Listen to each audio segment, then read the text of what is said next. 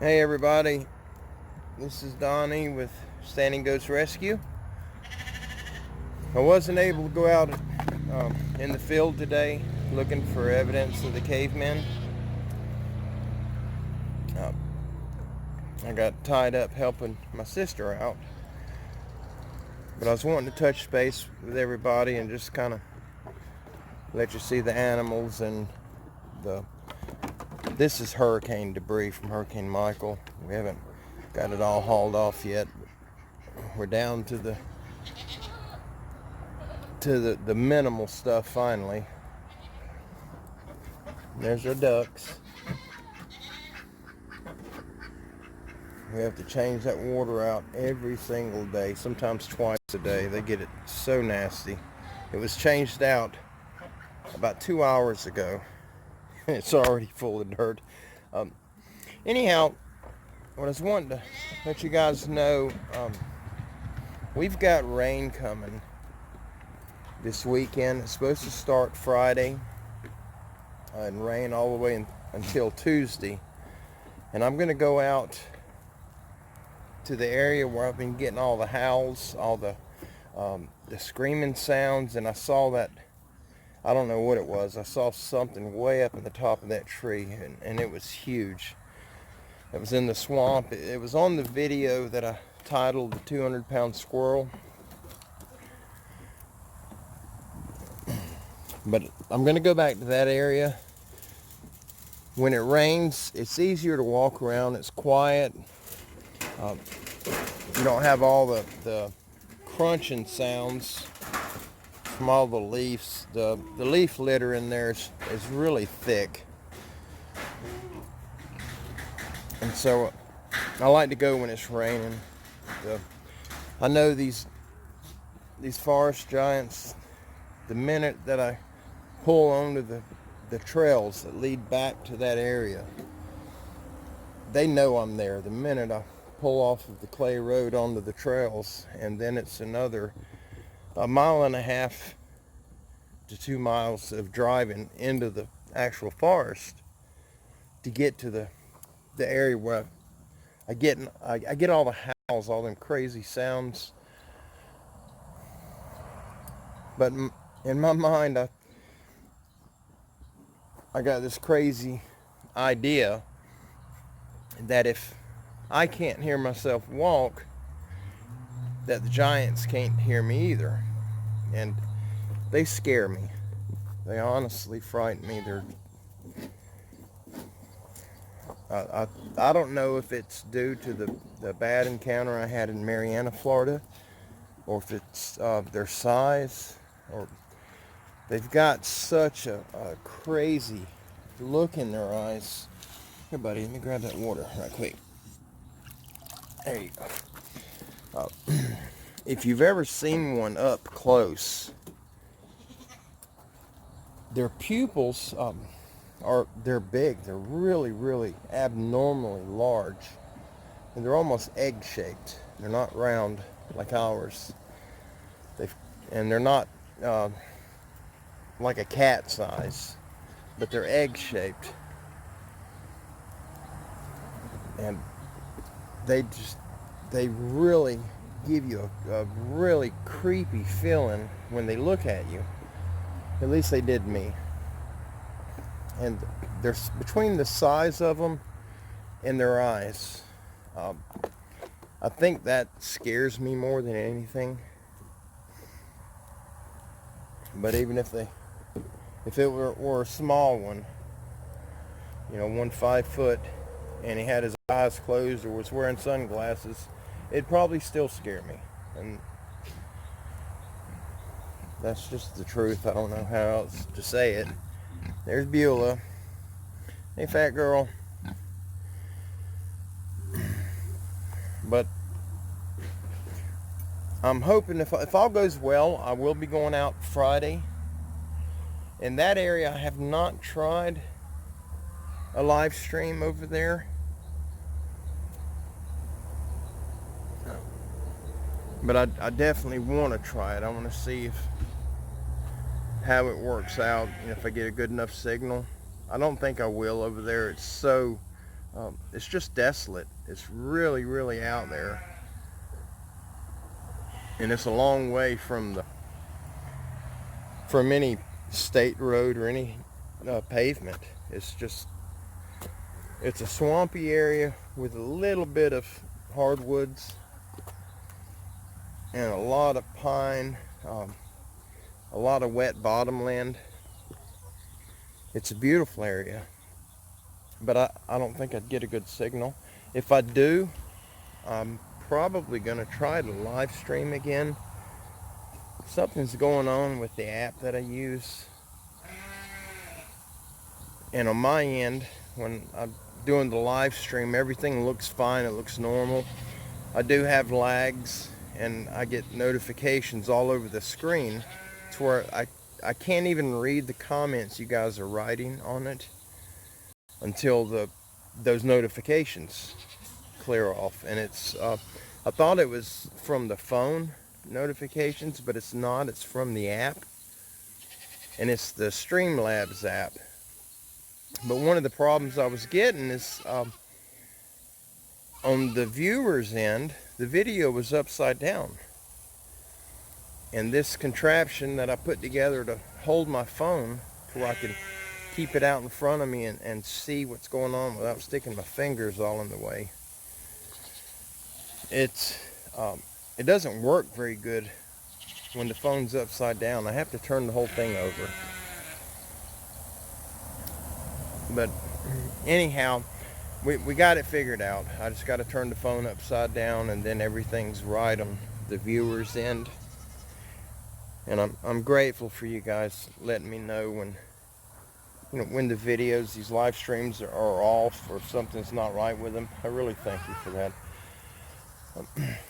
But as for now, things may change. I may end up going tomorrow if we get everything finished in time.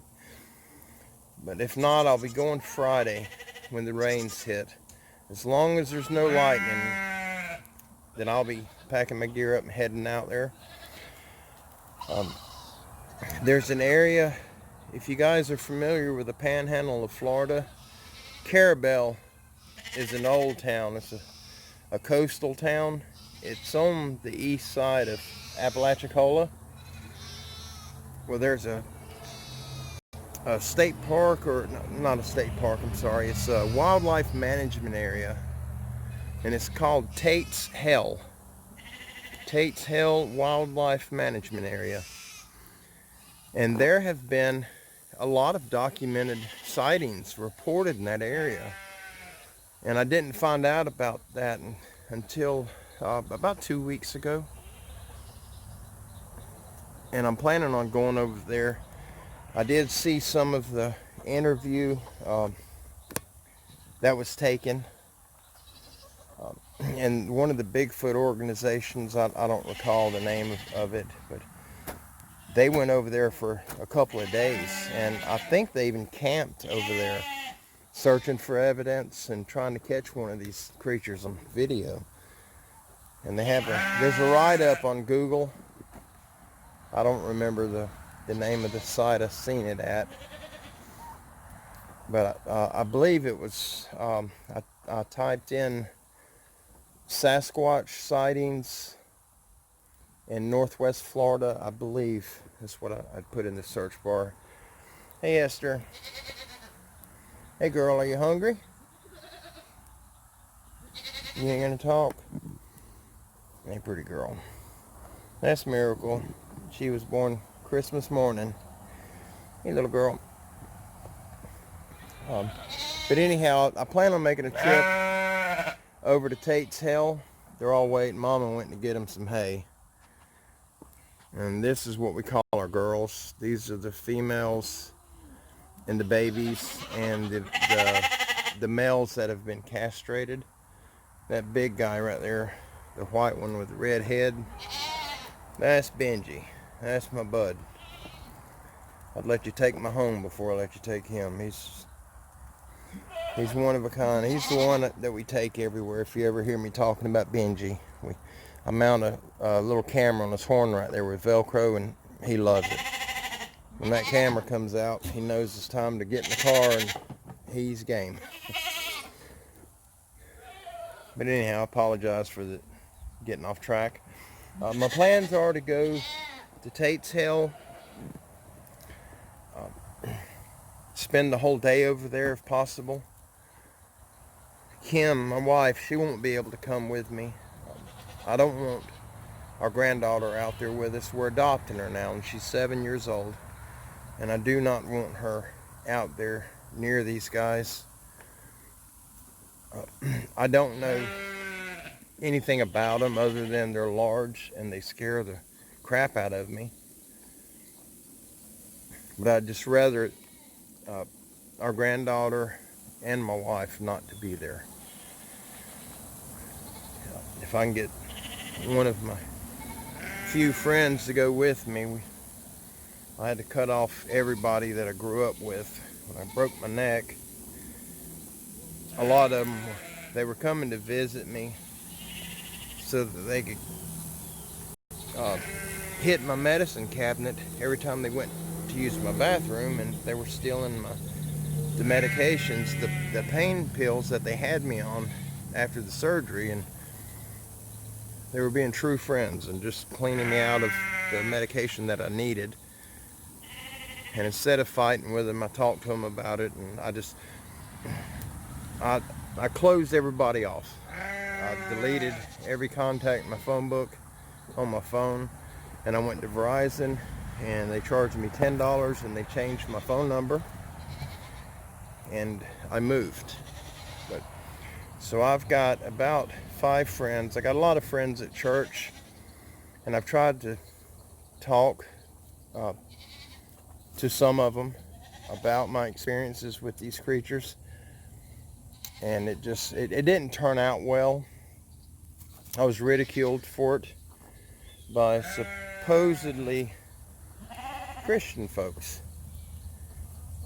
You know, they think it's funny and it's a joke and one of them Kodak moments, and it's not worth even bringing up to them. I have one man in church that he has them on his property, and he believes me, and we talk about it. Not regularly, but we did this past Sunday after church. He came over and we talked about it for a while. This is more hurricane garbage, except for the boat. That's actually my worm bed. That's where I make my compost, because I love planting flowers and all type of plants, and that's my earthworms, breaking it all down, and then we'll add more leaves and more of this. This right here is all the goat manure that's washed down, and then I'll scoop it up and it goes in that boat over there and in this one here, and that's where our soil comes from, our potting soil. But hopefully, if everything goes well, here in the near future, I'm going to be taking a trip over near Carrabelle to Tates Hell Wildlife Management Area, and I want to do a thorough investigation there. I want to walk as much of it as I can. I have a handheld GPS.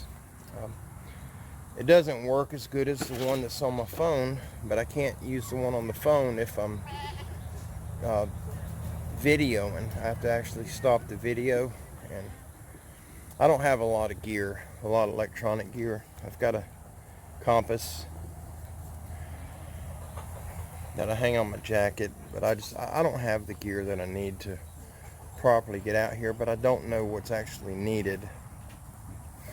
I was wanting to let you guys know I've been trying to find a way to catch these guys on camera, and if I got some ideas, I do want to hear your thoughts on it, to see what you guys think.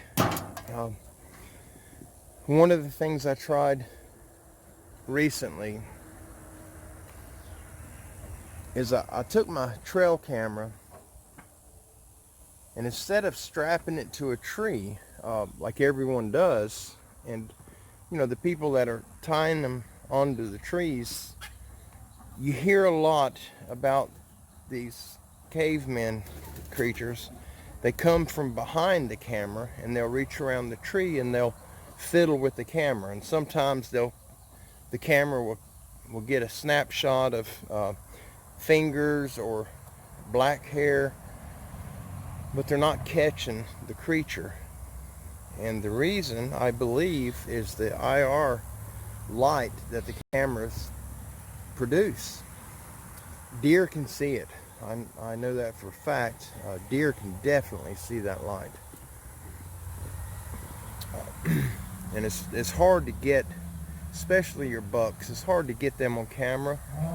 During the rut, it's easy. They go into retard mode and they're just oblivious to everything around them. But like this time of the year, it's really hard to get a mature buck on camera except at night. And I got to thinking about that, and so what I've done, because of these caveman creatures, they're curious. They see the cameras and they go up and they fiddle with them, and they're constantly, they'll mess with the cameras, but they won't get in view of one. And I think got another gator down there. There's a little, that's a sinkhole, and it's filled with water 2 years ago and it's still holding it. But anyhow, I was trying to come up with a way to set my camera to where I could catch one. And what I came up with, instead of strapping it to a tree, it's got 2 holes at each corner on the top and on the bottom of it for your bungee cord or your strap to connect to when you fasten it down. And I used the top ones, and I tied a short string between the 2 top holes, and then I tied 1 string to that. What's the matter, girl? Oh, there's a gator down there. But I tied 1 string to the loop that I had tied between the 2 brackets, and I found one of them trees that were bent over like an arch to the ground, and I tied that string up to the high point of that arch, and I set the camera at about 6 foot, 5.5 to 6 foot, I think it was, and I set it to record 30-second video clips, and I left it. I came back, I'm thinking it was about a week, and the battery was dead. It was drained out, and they were brand new Energizer Max. And what I got when I got home, I got an adapter that I can plug into my phone, and then I can plug the memory card into it, and I can listen or watch the videos or look at the pictures that come that are on the card. And so that's how I was able to watch it. And there were 120 or 140 plus 30-second video clips. And I went through all of them, and there were 4 clips, and they were that was right about 2 days before I collected the camera. And there were 4 clips, and they were consecutive. It was one on one day, and there was one the following day, and on the 3rd day there was one during the daytime, and there was one that was I think it was 1 o'clock in the morning, but there were 2 recorded on that particular day. The ones that happened during the daytime were late afternoon, and then the one, of course, that was just after midnight. But what it looked like was the way the camera was hanging. I had most of the clips, the wind would blow and the camera would swing, and it would be just a very fluid side-to-side motion, and it would twist a little bit. But them 4 clips, the camera, it moved to the side 3 or 4 inches, and it stopped. And it appeared that somebody was holding it from the back side, and they would move it a few inches one direction and hold it. And then after, 5 or 6 seconds, then they'd move it back the other direction and they would hold it.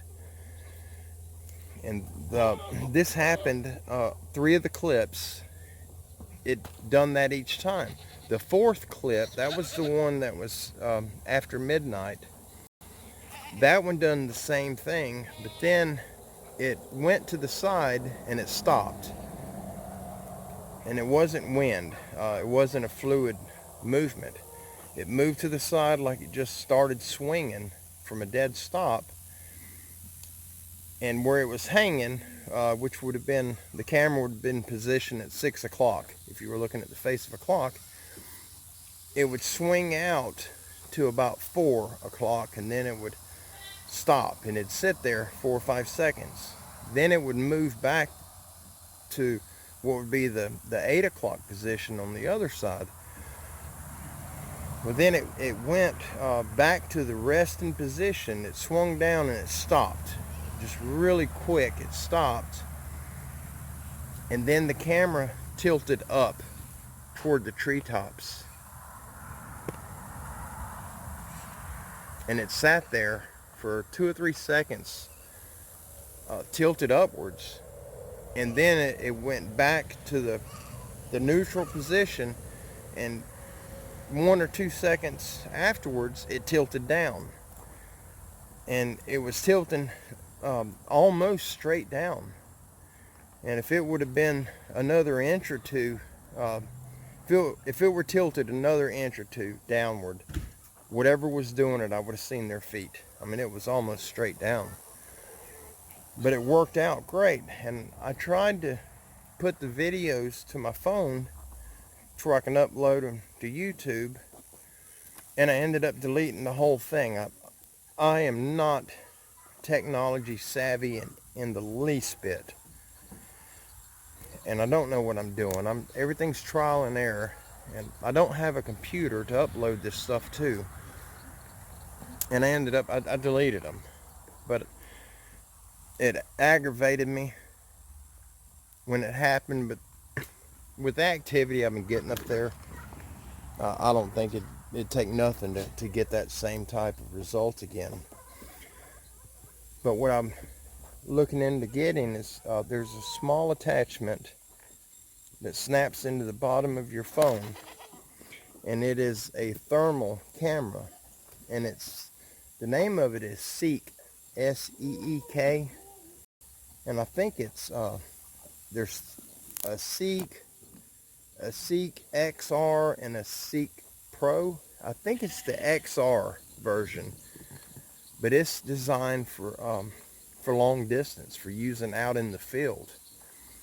And it uses the battery of the phone, but it gives you good solid heat signature off of animals or wildlife. Come on, girl. Come on, Ellie. But it gives you, if there's anything out there producing heat, it'll be caught on video. And it's just an amazing little camera. But then again, it's right at the $300 mark. And I'm on a very limited income. I'm on a fixed income due to the bone disease. I was forced into retirement via disability, and the choice they gave me was to collect disability and have insurance and have a paycheck, or reject it and have nothing. And I asked the judge if I could go to work. I knew that the company I was at, that's where I got hurt. I never sued. I didn't sue anybody. I just wanted my job back. But he said no. The judge told me no, because workers' comp blacklisted me because I broke my back 3 different times, and I broke my neck. The only bones I've never broke my clavicles, and I've never broke my sternum. Every other bone, including the one bone in each ear, I've broken every bone in my body except for the clavicles and sternum. It's not that I've been in any tragic accidents. I have not, but I have a bone disease and my bones are brittle. So I was forced into disability, and that world is not good. We can't even register as a non-profit organization with the goats because it would violate the Social Security agreement, and so we depend on help. We get a lot of people donate. We get a lot of help. I mean, there's some really good people in this world, and I wish we weren't in that situation, but that's just where the Lord has led us. With that being said, to get one of these thermal cameras, for a $300 camera, it would take me about 5 months, maybe 6 months to get the money saved up. If I can't get it, it's no big deal. It's not a problem. We have yard sales, and if I find something on sale that I know is worth, far more than what it's on sale for, then I'll pick it up and I'll resell it on Craigslist or eBay or something, and I'll make a few dollars here and there. It's all good. I'm not asking you guys for a handout. Please don't think that.